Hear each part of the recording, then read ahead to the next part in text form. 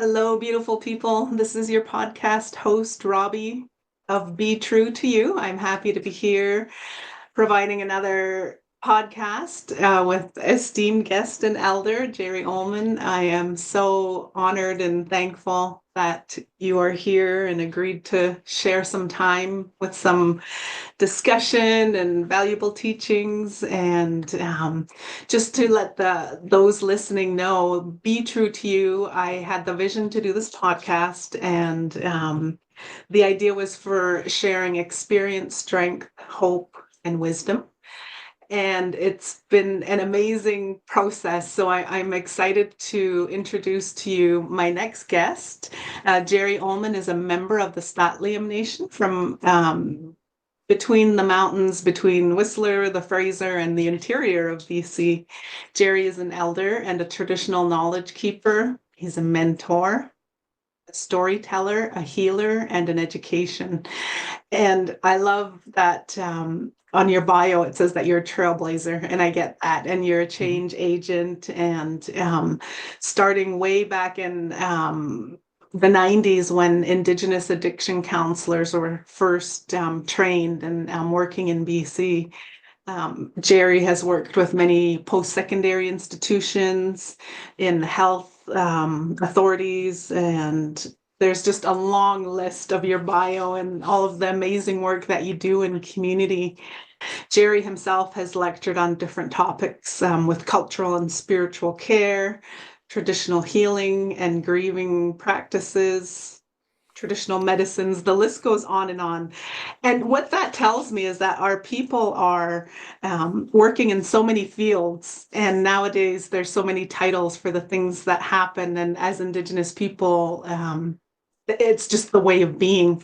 And so that's kind of the theme of the discussion today is around Indigenous ways of being and knowing. And so with the medicine wheel, for example, we're in the center of our medicine wheel and we're working our medicine wheel. So maybe, Gerry, if you can speak to how we are creating that conscious connection by being in the center of our medicine wheel. Yes, as I was envisioning what you were saying, being the center, it's like birth. We come through, and everything's around us. Then, then we start to form, and that's as that spirit into a human being by the nourishment we get from the earth. Of course, starts through our mother, and then when we're born, then we start to eat the foods and drink the waters, and our body continues to form, and our mind, so. And we look at wheels or teaching models, it's so brilliant that our people, you would use that as problem solving, teaching, people like I learned that by listening. People talk about, gifts from the north or from the south and the east and the west, and about balance. And I think the biggest part of it for me was the teachers were saying that we must actively pursue help if we're become unbalanced. So in the medicine wheel, when we talk about the mind, body, and the spirit, from those three, I'll call them entities, comes the emotions, the movement of feelings. Like if I bang my thumb with a hammer, the feeling of pain can turn to anger. Because without anything happening in my mind and the body and the spirit. So our emotions happen because of what we see, feel, hear, touch, taste. So the emotions are created. And then unfortunately, many have become trapped in the victim emotions of anger, fear, guilt, shame, anxiety. So in the medicine wheel, I started calling it a healing wheel after a while, Mm. because there's answers for what's troubling your mind, and you need to go look for it or go into meditation or isolation and figure it out for yourself. Mm. Then for the body, to know the dangers of what you put in your body, and also what other people can do to your body, Mm. but mainly how you can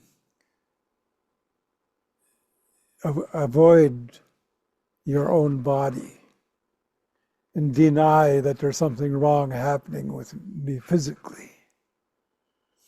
There's concerns in Indigenous country, for instance, about men not going for testing. Mm. Even though they might feel something, they don't go for testing. Oh, Then it like turns going to out, the doctor. Yeah. yes, so it ends up to be cancerous or something, and it's too late. Mm. Hmm. So, with the spirit, has been the most interesting part of my learning on my journey, my own Hmm. individual spirit, because I hadn't thought about that before. Because Mm. it's on the medicine wheel, the spirit. So that it's actually the gift of life to be a human being. Yes. The spirit has a gift, and it's our human body. But to keep that spirit is strong in its original form, and it can be weakened because of what's going on with our mind and our body, and Hmm. of course, our surroundings too. But the spirit, when it's very strong, we have an incredible will to live. It's just incredible. I've seen people go through such suffering, but Mm. not give up, keep going. Yeah. Because being resilient means you're be able to recover quickly from trauma. And people with strong spirits can do that Mm. because they have this incredible will to live, regardless of the weather, sickness like COVID, Hmm. tuberculosis, different things. They still are looking for answers. We've had many people like that in our communities that simply never give up on the people because Right. their spirit is strong. And Hmm. the third indicator for that spirit is you're kind. No, that's the last one. The next one is you're successful. You have Mm. this desire to be successful. Family member, worker, community member, planetary citizen. You want to be successful at it. And that Yes. takes work. That takes work. It doesn't come for nothing. And I find Right. myself personally, I struggled with that around family, about being successful around family, because Mm. it's so unfortunate. Like myself, I shouldn't say many, but members of my family were addicted to alcohol and drugs, like I was as I Right. as I grew, Same. and so the family bonds started to stretch, and some of them broke. Right. So to be a successful family member, it takes even special spirit strength to address that. Because Hmm. other members might avoid you, reject you, or just be unhealthy at the time. Hmm. So to be successful takes a lot of attention, looking for skills, because we can develop excellent communication skills, for instance, because that's a skill. Anything that's a skill, you can continue to develop it. The next indicator is kindness. You have this kindness in you, is Hmm. compassion. And compassion means you're a willing participant in other people's suffering. That means if your cousin is suffering, you go over there and say, "Can I do something? What can I do?" Hmm. That's an indicator of kindness, because kindness breeds this unity. People want to be with you when you're kind.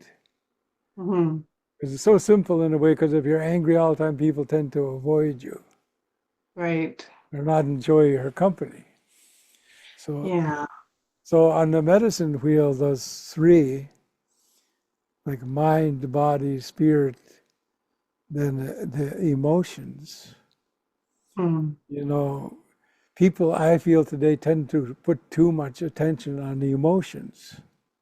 Mm-hmm. For instance, like say, oh, you must go through anger management without Mm-hmm. finding the source. Like let's say someone's angry all the time because some group assaulted them and beat them up.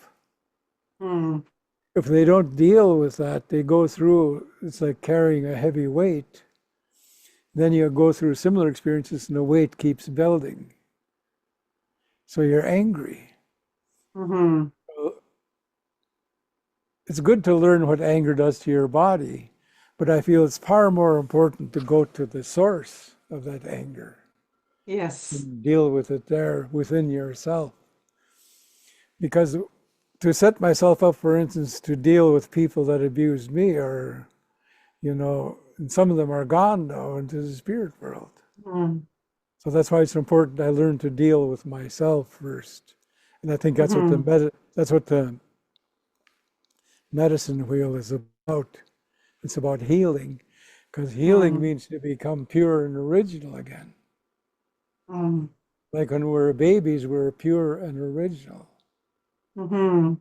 Don't know how to steal, cheat, do any of those stuff. We're just absorbing everything like a sponge. Mm-hmm. And yeah. So that's what my thoughts around the medicine wheel. I feel we all had them, but we didn't call them that. For instance, Yeah. in Coast Salish, should say Snuwaith. Mm. You got the knowledge or the teachings. Yeah. Yeah. Very nice. Thank you. I appreciate that. And the medicine wheel, recognizing it isn't part of, in my search for culture and tools and teaching and all of that, I really grasped onto that and it's helped me a lot. And it's that going inside. And I appreciate you sharing that piece because we had been talking last week, and you were saying how um, speaking and teaching, and the elders never raised their voice, and the importance and the power of our words. And so there's things happening outside of us, and maybe someone's being mean with their words toward us. But then on the other side of that, you said it's dealing with self and going to that source. So when we're talking to ourselves, communicating with self, and being kind to ourselves, then we get more closer in connection with who we truly are. And so, if you wouldn't mind speaking a bit to how communicating with ourself, communicating with spirit helps us to communicate with those around us in a compassionate manner. Yes, that's actually the first step on a healing road. Is first to, in my language, it means look at yourself. Mm. Look at yourself, and because if we don't look at ourselves, we tend to fall into the blame game. Oh, and some of the blames are true, but it's not going to change you just by blaming them. Mm. Like a lot of people will have problems with government, for instance, Indigenous people. Mm-hmm. And they're colonial, they're this and that, and it's to me, it's like a distraction from actually looking to heal yourself. Do you want to Right. heal? Are you happy with the way you're living? If not, what do you need to change about yourself? I remember when I guess I came upon a realization. I cannot change the government as one person, or the church, Right. or anyone, my family. You know, I first look at myself. All meaningful change for Gerry comes from inside of Gerry. Mm. All meaningful change. So the spirit, my spirit, when it gets rejuvenated, because I'm giving gifts to my spirit, Like when you hear the word smudge, it's medicine actually.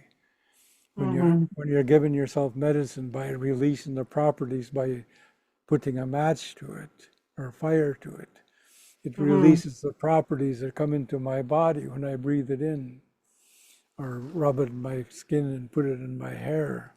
It's going into my body so that it'll strengthen my mind, my body, and my spirit. Mm-hmm.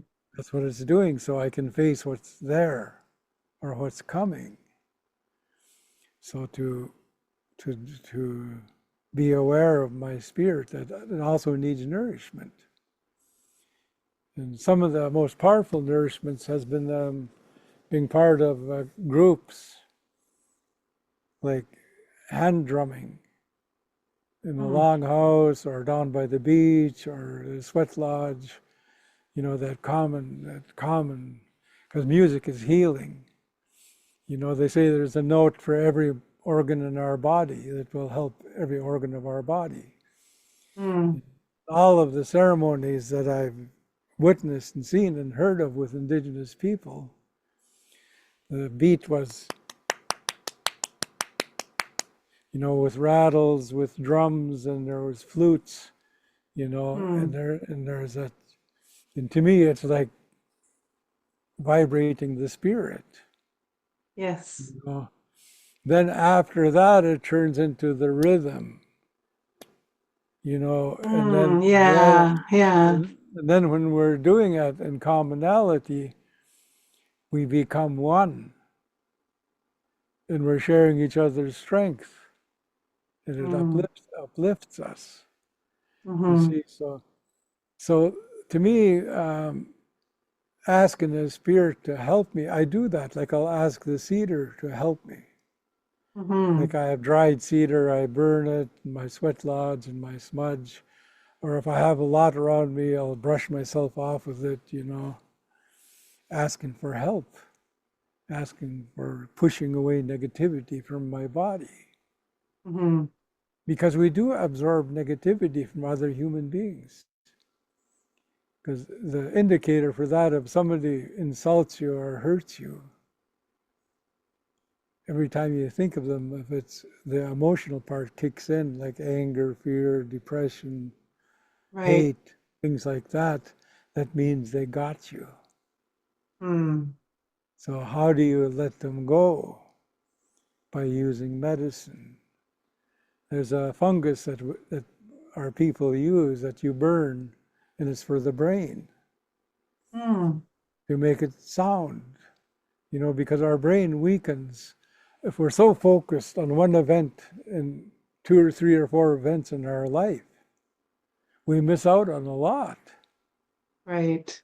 because we're so focused on those ones that hurt us and those other ones that hurt us, and you know that kind of stuff. So Mm-hmm. we don't have room. We don't. Our minds are not open in a sense. So we can't take in more teachings or more beauty. Mm-hmm. Because I feel beauty is what our people really understood, the beauty way of life, to create beauty around you. When we look at our paddles and our canoes, there's paintings in them or figures carved into them, or on Mm-hmm. the canoe, you know, and they're beautiful. Yeah. So we created that beauty around us, so we could feel that way about life, you know. So yeah. Thank you for that. And it's amazing how impactful and special our cultural practices and our traditions help remind us about all of that. And that they're just like to me magic sometimes, like, to be able to sit in the longhouse and hear that drumming and it's all in unison and you can feel the energy going up and it's just beautiful. Mm-hmm. It is a healing. And so I think being kind to ourselves and talking and thinking good thoughts and people feel that energy. You're talking about emotions and our energy. People can feel that. And so we want to have that higher vibration and as Yes. much as possible.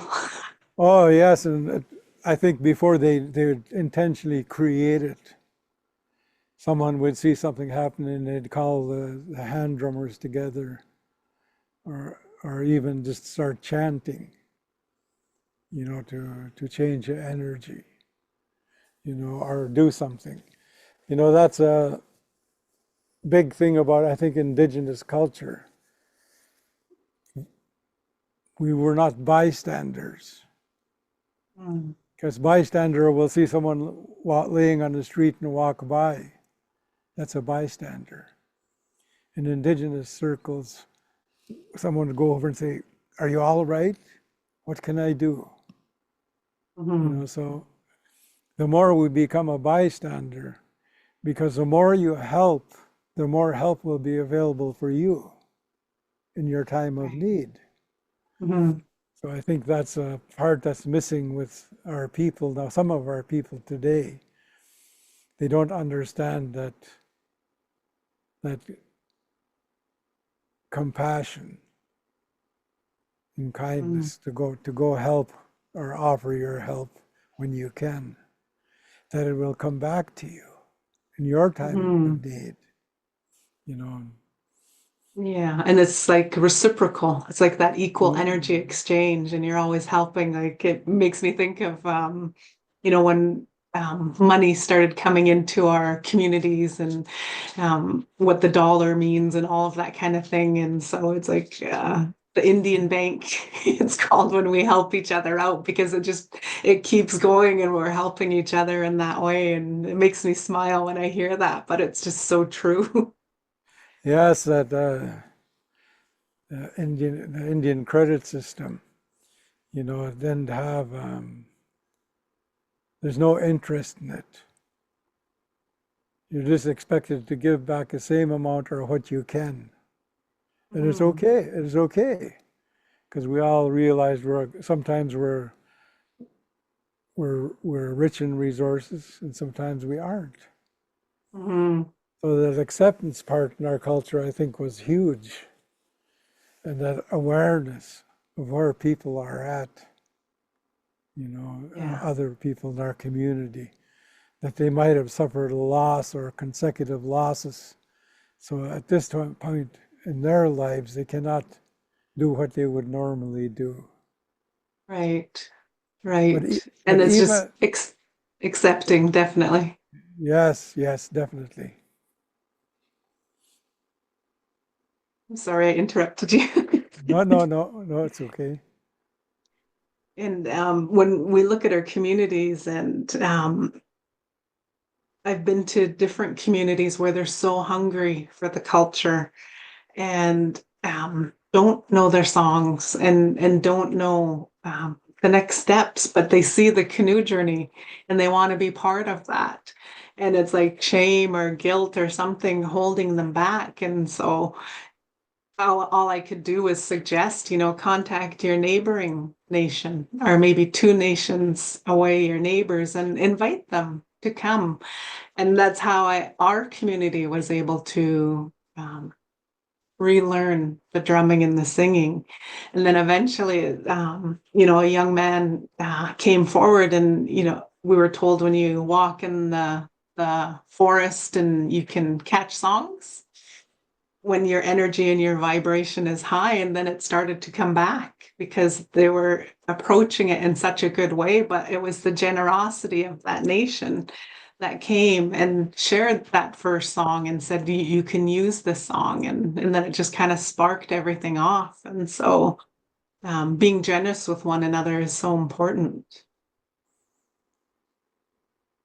I want to talk about that harmonious way of being with ourselves and each other, and also with Mother Earth, because we are Mother Earth. Everything that we're doing to ourselves is happening with Mother Earth. And I believe that Mother Earth is going through her shifts and, adjusting.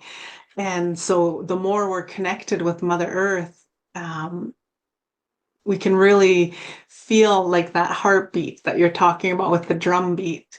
And so could you speak a little bit about our connection with Mother Earth and how it's important to communicate with her? Yes, and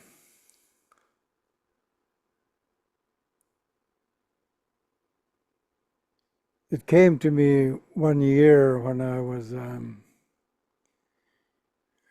sitting out by my fire about Mother Earth. And I said, my grandmother, my late grandmother, was a midwife. So she would tell me about ceremonies that they used to do, son, she says, because they weren't happening because of the coming of hospitals and doctors and outside systems. Mm. People stopped using people like my grandmother. But she says, the mother for the baby is like Mother Earth because she provides everything for the baby through the umbilical cord. She says medicine, which means medicine, Mm. medicine, food, water, would all go to the baby through the umbilical cord. So in a sense, my mother was my Mother Earth at the time. Mm. You see, because we're connected. Because I was in a water world inside my mother. Right. I wasn't breathing oxygen through my mouth and nose. It was coming through the umbilical cord. We're Mm. united that way. So when I was born, of course, they separate me from my mother. Then they have little ceremonies. One of them is to use red ochre, to mark the baby, Mm. because red earth comes from the earth.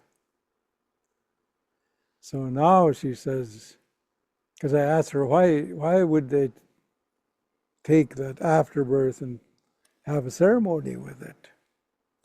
And she says, because now the earth is going to keep the baby alive. The planet Earth is Mm. going to keep the baby. Because the oxygen is going to come off the green plants, the water comes out of the earth, plants and foods and things comes out of the earth. Now that's going to keep the baby alive. With the help of our mother and our relatives and things like that. But now, everything that we have comes from the earth. So to have harmony, first off, I needed to have that harmony with my mother, my late mother. Mm. You see, because I was taught that love is not a feeling, but it's a commitment. Mm. Then from when you have this constant commitment, then the good feelings are ignited and they flow between the two human beings. Mm. So I had that commitment with my mom, and we had those good feelings consistently. Mm. And then, because of the way I was raised, I wasn't thinking of Mother Earth. Because, I'm thinking of what's going on in the world around me, with the big changes were happening constantly. Mm.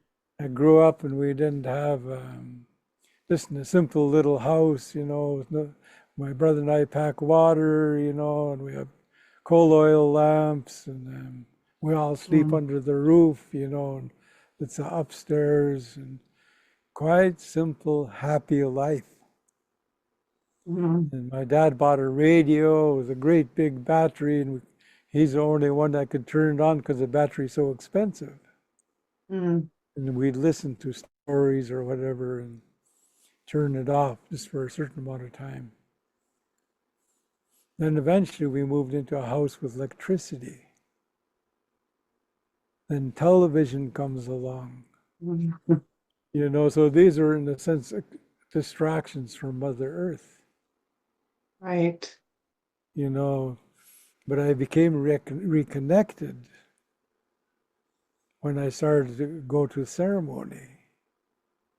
And there's a lot of talk about Mother Earth. And I would see and experience the power of Mother Earth. I went to Hawaii one year and I seen on the Big Island the lava flows, Mm-hmm. 24/7. We hiked over and I wanted to see it going into the ocean, but we left too late in the day. So the guide says we have to go back because we're walking on lava all along. And if you fall down, you can get hurt. They're not, Mm. you know, cold lava, it's not molten. So this young white boy comes up and he says, "Hey, mister, you want to see lava?" And I said, "Yes." So we go scampering off the trail, and there's a crack in the lava bed, and there's hot molten lava going underneath there. You can Wow. feel the heat on the rocks, and I'm going, whoa. Then you look down to the ocean quite a ways away, and you can hear going into the ocean. Mm. So I started to become thinking of Mother Earth.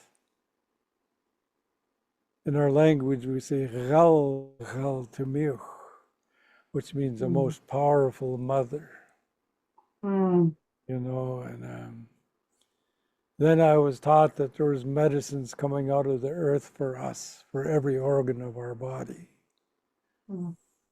Then I'd been up on top of the mountains in the Alpine, in the valleys, on the ocean, in the deserts, in the plateau, and I could see the beauty of Mother Earth, and diversity.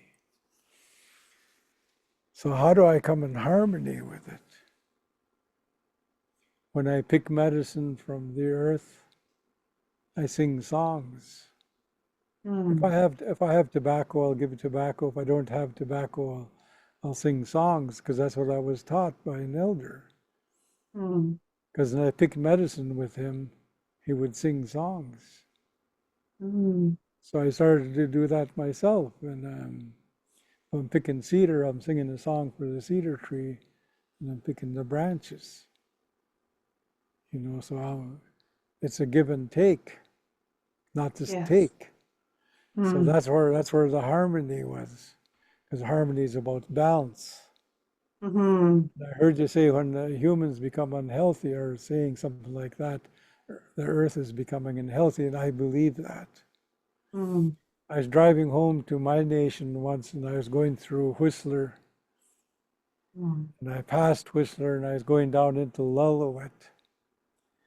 But before, I was still up in the mountains, and I could see the bug kill, the trees getting red. Mm. And I say, oh my, the thought came to me, it's because we're becoming unhealthy as people. Mm. It's just like if you and I were in a room and I had a bad sickness, I could give it to you. Mm. So I thought that's what we're doing to the earth. So we all must heal to help the Mm. earth to heal. Mm-hmm. That's the true harmony, to recognize where we come from and to honor that, where we come from. Because we all come from the earth. Mm-hmm. Beautiful. I appreciate that because there's just so many ways to look at it. And every time I talk to you and sit, I'm like a little happy kid here learning more and more. So I really appreciate that. And, you know, um, another cultural teaching that came to mind was when we're told go into the forest and sit with your back to the tree and spend time with the trees and recognizing how they're all connected through the roots and how we're connected that way as well. We just can't see that connection to each other. And so the importance of our energy through our emotions, through our words is so important. And I appreciate you saying, it's everybody's responsibility to do the healing. Like maybe we weren't responsible for what happened to us, especially kids, right? And so, thinking about my family and the dynamics and all of that, can you speak to the importance of forgiveness? Because life is going on all around us and all the distractions, and we can forget to look at maybe our role and be accountable to ourselves, and um, forgiveness for self and for others. Can you speak to that a little bit? Yes, and I feel that's why I'm here today, because I learned about true forgiveness. In my healing journey, people could see when you're still angry. Any human being Mm. can see it. Like Yeah. if somebody says a word and you get triggered, you get angry. So I was like that. I was attending ceremonies for years, and I'm talking about healing and things, and an elder would say, Gerry, you need to forgive. Mm. And I'd say to myself, why should I forgive? I didn't ask for that abuse. Why should I do the forgiving? Mm. And one day I got these great big dictionaries, really tiny print on them, and I have to use a magnifying glass to read it. Mm. And part of the translation was that forgive means to let go. Mm. And that was like, it's like, that's why there's power in words. When you Yeah. really understand that, when I understood what forgive means now, I let go. And it was such a powerful moment. But there was still a need to do more to make it complete. Because once you learn, it's oh, but to make it complete, you must go, in a sense, to the source Mm. of forgiveness. But first off, I start to forgive myself, Mm. let go of my mistakes. And that's hard to do, I'd weep, I'd ceremony, I would dance, I would do things to let go Mhm. of myself. Because you don't forgive yourself, you're a self-centered human being. Mm. Before that, prior to 1976, if somebody hurt my feelings or something, I'd go get drunk or get stoned Mm. or just be angry, because I was carrying that harm had happened to me. Not that harm, I was carrying those people that harmed Mm. me. See, so for me to forgive them, I finally realized it's to let them go. Hey, you're not part of my life anymore. I Mhm. don't, I'm putting you down. Right. I'm not going to pick you up anymore. And so I went to England because I hated the English people Mm. or the colonization. I hated their accent, everything about Britain, I hated it. So that's when the elders would know because they'd see me when I talk about Britain. I'd have this anger look in my eye, that hard look. Mm. So I went there and I'd done a ceremony in front of the Buckingham Palace to let go. And to do that, I became a speaker. I put on a headband and, some regalia, and I spoke, introduced myself and why I'm here. I'm here to forgive the Queen and all the English people for the colonization of North America. Mm. And then I sang and danced. And it was so, I guess the word powerful, because my relationship with English people changed.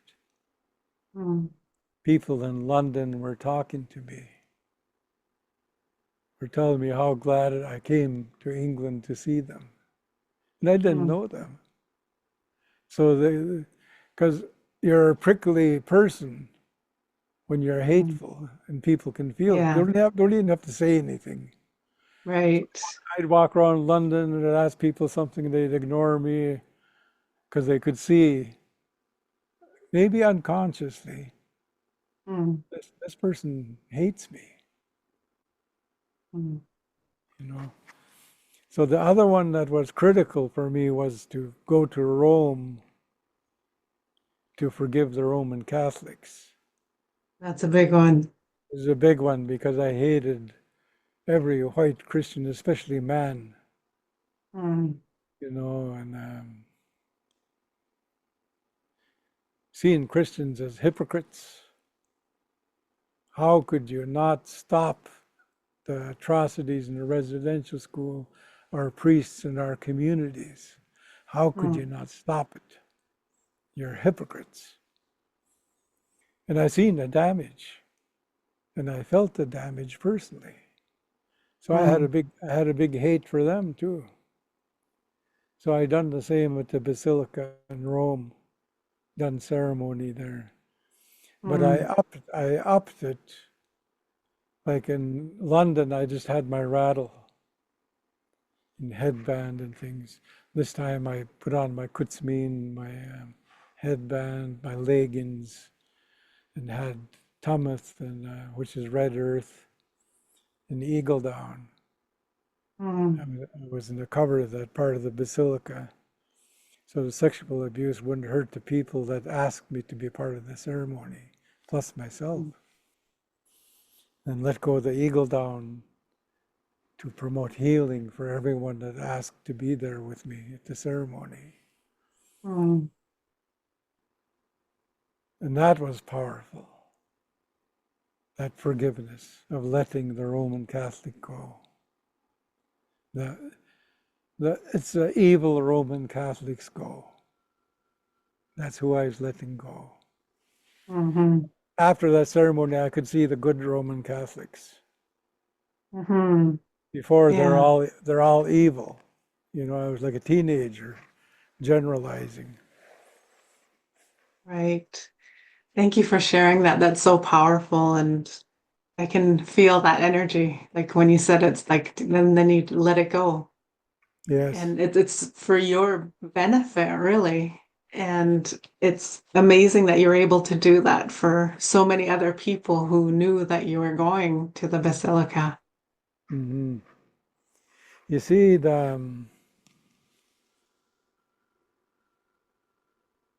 all negative feelings we have, if we don't deal with it, it's going to eat at you. It affects your relationships with the earth and with the people, the Hmm. animals, the fish, everything else. So we must deal with ourselves first, Hmm. because there's no way possible for me to change what happened to me at Kamloops Indian Residential School as a boy. Nothing what I do. After those ceremonies, I realized, I said, holy, I was hateful and angry for all those years, and it didn't change a thing but hurt Gerry. Hmm. That's all it was doing. It didn't change anything. This is a powerful realization for me, the importance of personal change and personal growth and development. Hmm. It's like flipping that perspective and like you're saying earlier, like not just looking at that hurt and anger. It's like you're zooming out and you're making your perspective bigger. And Mm. yeah, there are good people out there who have their religions, and being able to see that and then have relationships with them when possible. It's amazing how things work out. And I thank you for sharing that because I've had the same thing. And being angry at white people for whatever reason. And, I called mine the Barbie syndrome. And I couldn't handle blonde woman for some reason. It was just a huge trigger for me. And so just realizing, the more I felt that way, the more I was attracting that situation to me until I dealt with it head on and um, yeah, give myself a break, give anybody who has blonde hair and female a break. It's just letting that go and getting down into the root. Why? Like, why do I feel that way? And so it's a process, and I, wish it could be overnight, but when we put that focused effort, it takes a while. Yes, it's not an instant coffee thing. Yeah, exactly. And so I appreciate you mentioned the canoe earlier and the paintings on the canoe and all of that. And so, with regards to the resurgence of our cultural traditions and practices and ways of being, I think it's been almost 30 years now, and that canoe journey that's been revived. And how do you feel like that revitalization of the culture is starting to turn the ship, so to say, or the canoe, I guess, for our people? And that reconnection to the water and to the canoes and to the teachings, and when they land on the shore and all of the protocols, and then going into the building and everybody's sharing songs and meals together. Like, what is that doing for our people?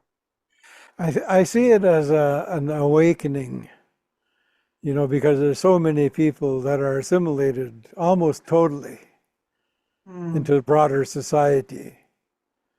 Like they've never sacrificed by fasting or, going through ceremony early in the morning or all night long or doing things, for the people. mm, You see, when, like I paddled with Slihammon for quite a few years, mm, on the canoe journeys. And we'd make sure we paddle from point to point. And we wouldn't want to be told, no, we're going to paddle. mhm, We're going to make it. The first time I paddled with them, from Slihammon, to Seashelt, I had blisters in my butt, because oh my, yeah. that's a long pull, and Yeah. but one of my I see it as people seeing the beauty of it, but I think what's sometimes is missing is the consistency.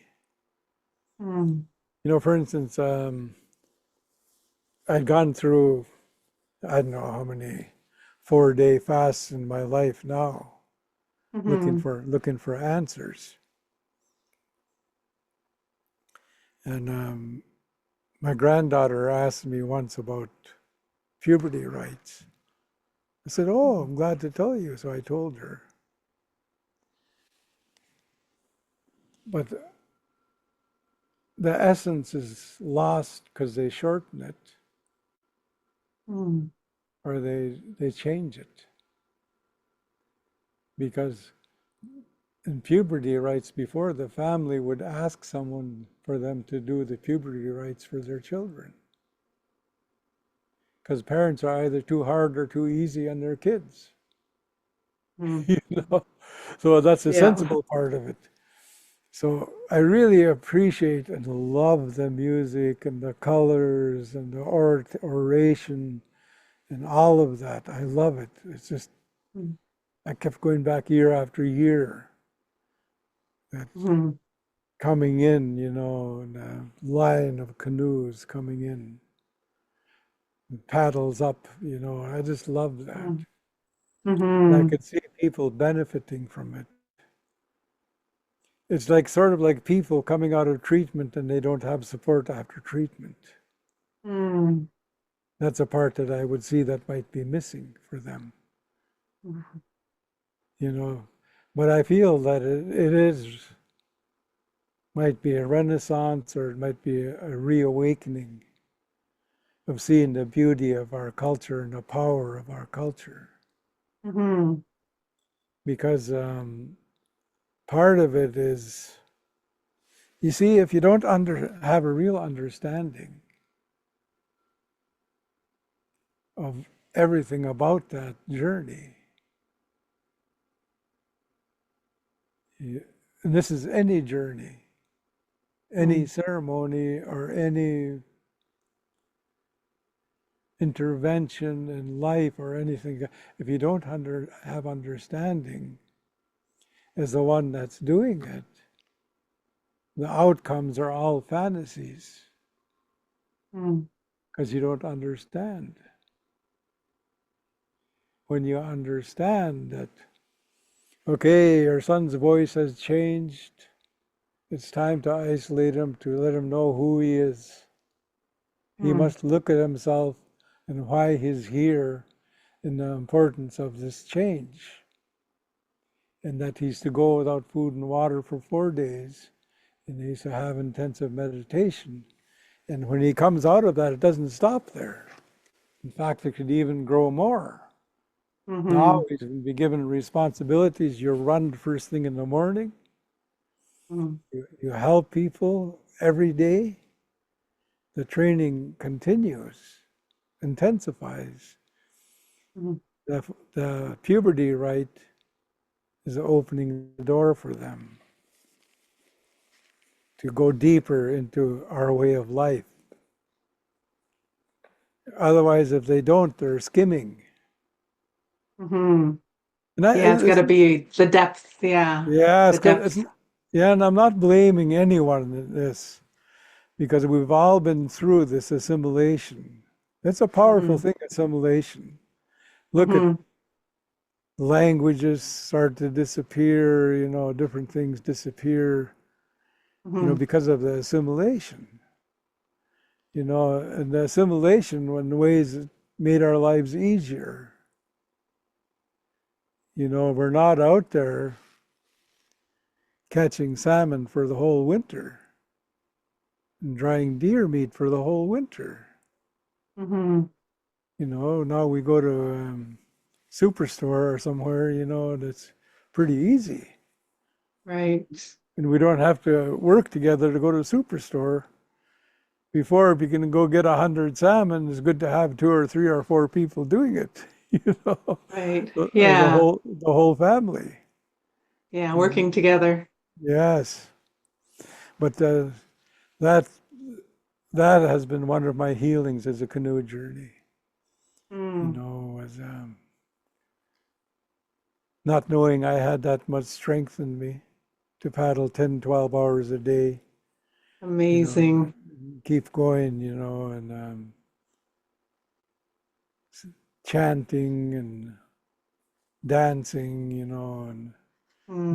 visiting with other people and hearing their music, it was beautiful. Hmm. Yeah, I have yet to do that journey, so good on you. My goodness, you're inspiring. Yes, you must Um, train. You must train for it. no kidding.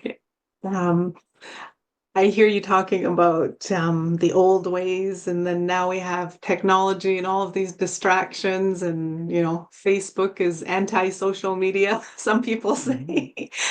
But there's benefits to technology as well. And if one last thing, if you can speak to how you've been able to take advantage of technology with your storytelling.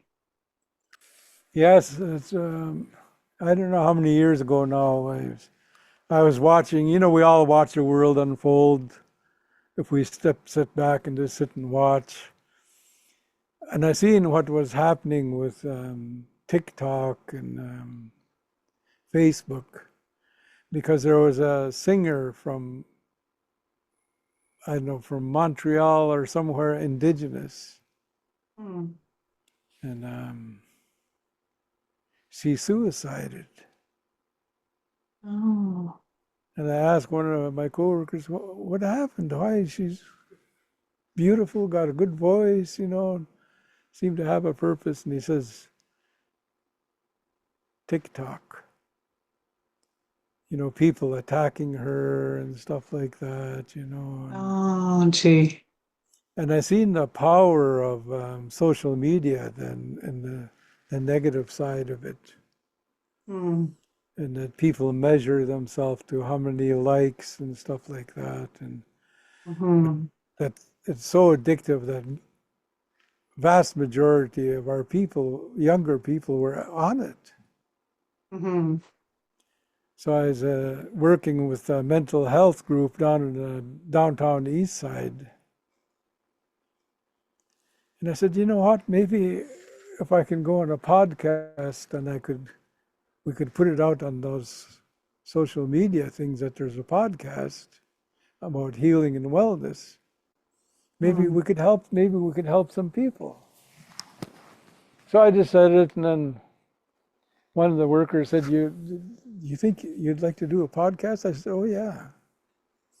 mm, So I got into it, and I said, I'm going to go where they are on the social media platforms mm, to try and get the word out that our culture is beautiful, that mm, we have teachings that can save your life, and we have stories that teach you. So I started doing that, and got lots of good reviews, mm, from I had listeners down in the United States, all over the world actually, mhm, listening to my podcast. And I would meet young people and they'd say, I really love your podcast. And one of the ones I done was about identity, about being mixed blood, mm, because one of the thoughts that I had was that some of our youth don't feel indigenous because they don't speak the language, they don't never fished a fish or killed a deer, sang mhm, a song, danced, have done none of that. Because the assimilation that's what they grew up in. mhm, They grew up in hip hop, rap, rock and roll and stuff. So they never experienced the beauty of our music or our movements or our stories. So that I feel was one way to get to them to start this gradual going, what I call going home to mm. our way of life. Nice. Because I'd hear people talk about, because I talk about cold water bathing, going Mm, out early in the morning with the cedar branch and brushing yourself and submerging 4 times, and how that helped me. mhm, Then I'd meet people and say, well, at least I started with the cold shower, Gerry. And I said, good, the river is next, and then I'd hear people mhm, actually doing that, mm, so yeah. Because parts of our, in our culture, like fasting is,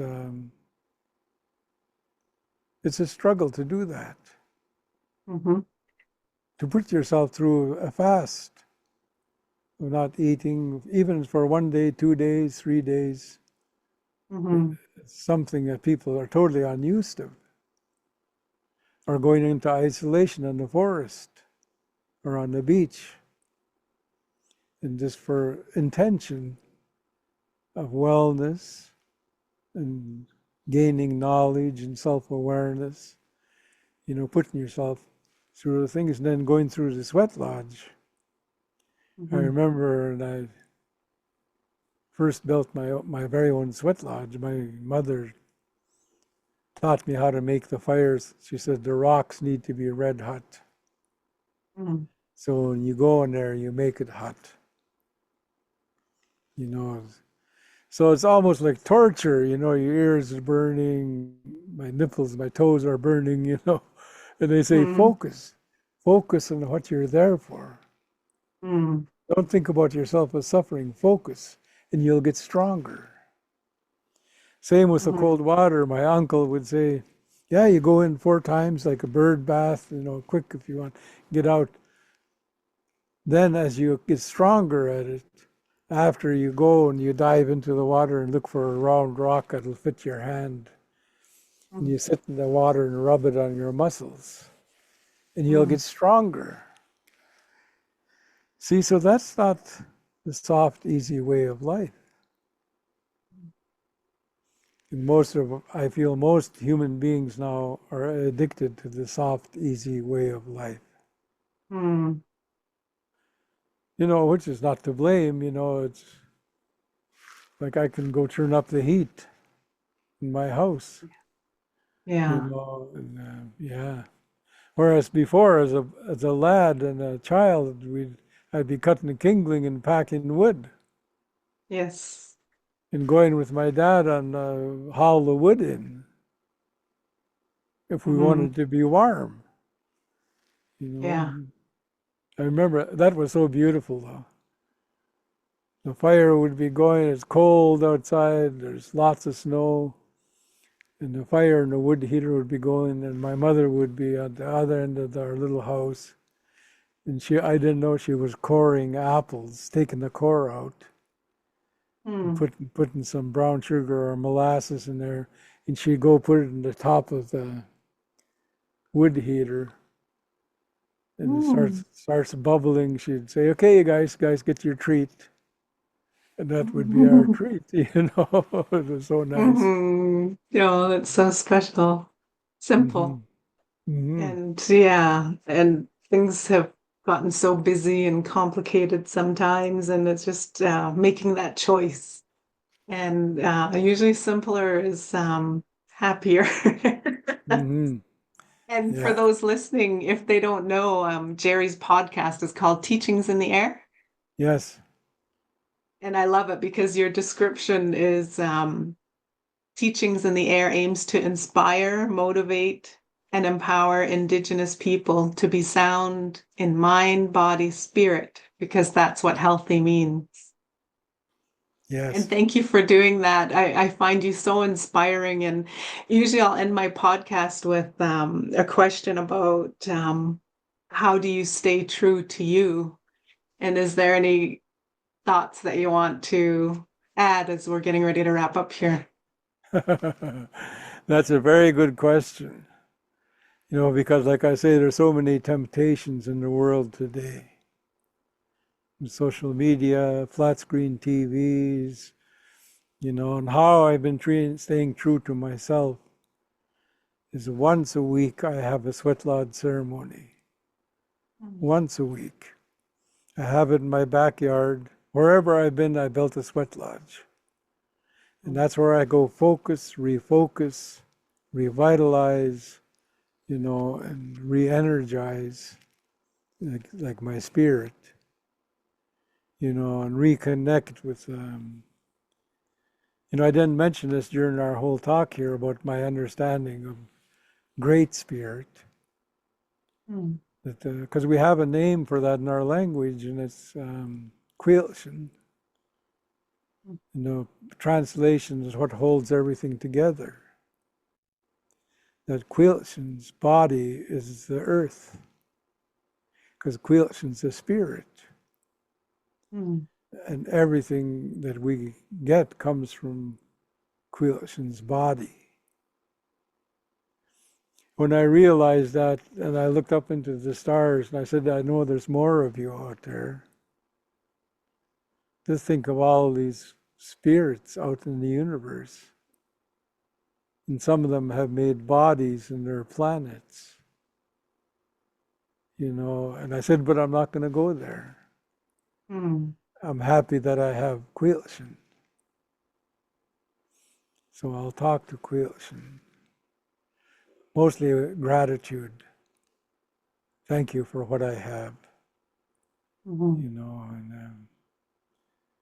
and realize that my own development, and right or wrong, I don't appeal to Quilshin. I just give thanksgiving. mm, Because and as a child growing up in a Christian religion, It's all about talking to God, and that if you believe, He will help you. And maybe I just wasn't doing it right or whatever, but He never helped me. Mm. That's what I believed. So I don't ask Quilchin for help. In a way, for myself, but in a way I'll do it for my relatives and my friends. Mm. If it's in you, Quilchin, can you please help my relatives?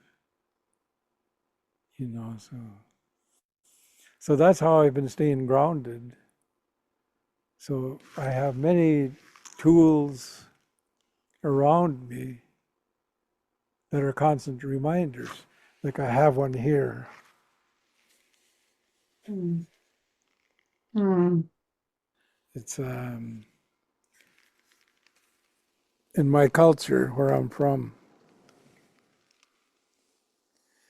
They say this is the one that welcomes you into this Mm. world and also welcomes you into the spirit world. When you turn around and go back to the spirit world. Mm. So I have it in my little room. It's actually my basement room here. And I see it every day. Mm. And it's a reminder of my time on earth here as a human is limited, but that the spirit will be constant. Beautiful. Thank you for sharing that. And so inspiring, like I said before, and like I'm just moved to tears here. It's so beautiful. I really appreciate your time to share the teachings, and I raise my hands to you because you're such an inspiration. And my goodness, I'm sure we could talk for hours. I'd love to. But I know you have very many other projects on the go. And so valuing your time, I'll just wind up here. And a reminder to those who are listening, it's a lot of valuable teachings in what we've been discussing. And again, depending where you're at, even if things may not resonate with you now, take what you need and leave the rest. And you're welcome to come back. And there's some beautiful tools and gifts in there. And when you're ready, it'll all start to fall into place. And so thank you, Gerry. I really appreciate your time and I wish you well and stay warm. Thank you. So nice that you reached out, and I have a special connection to Flaam, and yeah. I appreciate that. And so wishing you all well, those who are listening, and sending you a lot of love. And until next time, always be true to you. See you Okay, thank later. you. See you later.